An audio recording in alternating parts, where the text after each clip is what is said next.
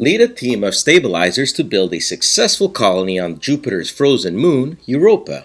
Besides the competition, you'll need to wrestle with limited resources, available colonists, and the moon's monstrous inhabitants.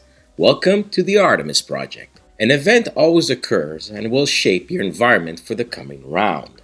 Your dice roll will give you what you have to work with.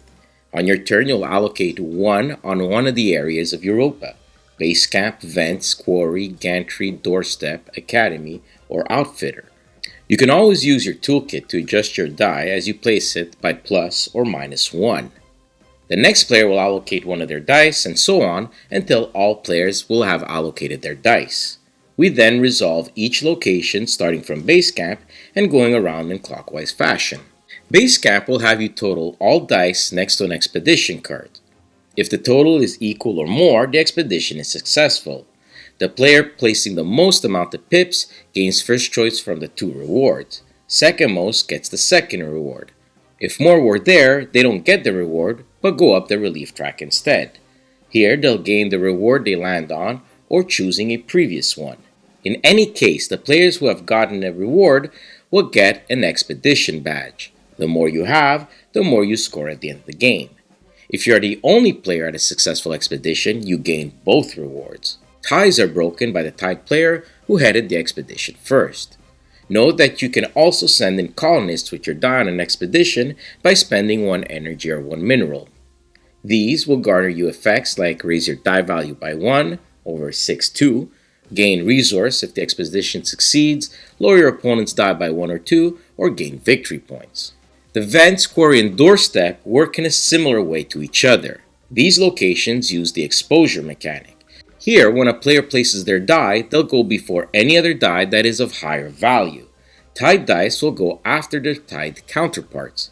So don't get too greedy in these areas, as you might not get any resources, as the smaller dice get to pick first. The vents and quarry will have a number of energy and mineral denoted by all expedition cards that round plus 2.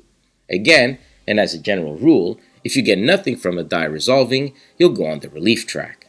The doorstep works the same way, except you'll choose between 1, 2, or 3 colonists from the available ones and pay 2 energy for each. These colonists can be assigned to empty spaces in your buildings or to your shelter. The gantry is where you'll bid to get buildings. Here, the player to have placed a higher die will pay that much in mineral and add that building to their player board. Outbid players will go on the relief track. In the first half of the game, the buildings available will be the ones that have effects throughout the game when fully staffed. The second half of the game, buildings will be used solely to gain victory points. Again, when getting a building, you can staff it with a colonist from your shelter. Lastly is the academy. Here you'll have placed your die alongside with a colonist, and that colonist will become a new type. During this resolution process, keep in mind the event of the round and when it triggers. When all done, we move on to the upkeep phase. Here you can move or swap 1 colonist, activate your fully staffed buildings for their effect, feed each colonist in your shelter 1 energy, or remove the unfed ones, and refresh the board according to players. The player with the lowest total resources decides who will be the first player next round. Play until the end of the 6th round and count your points according to the sheet. Feel free to pause the video. The player with the most wins. The Artemis Project has quickly become one of my favorite dice allocation games.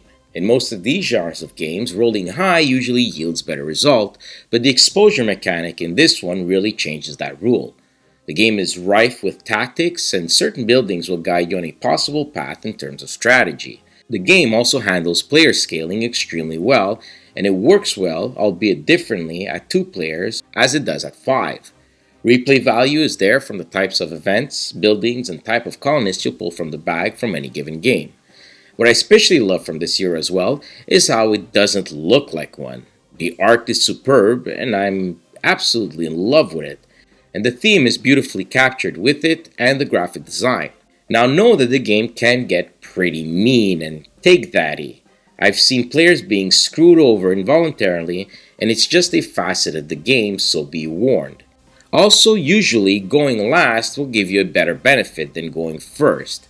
In any case though, Artemis Project will stay in my collection and gets a well-deserved 8.5 out of 10.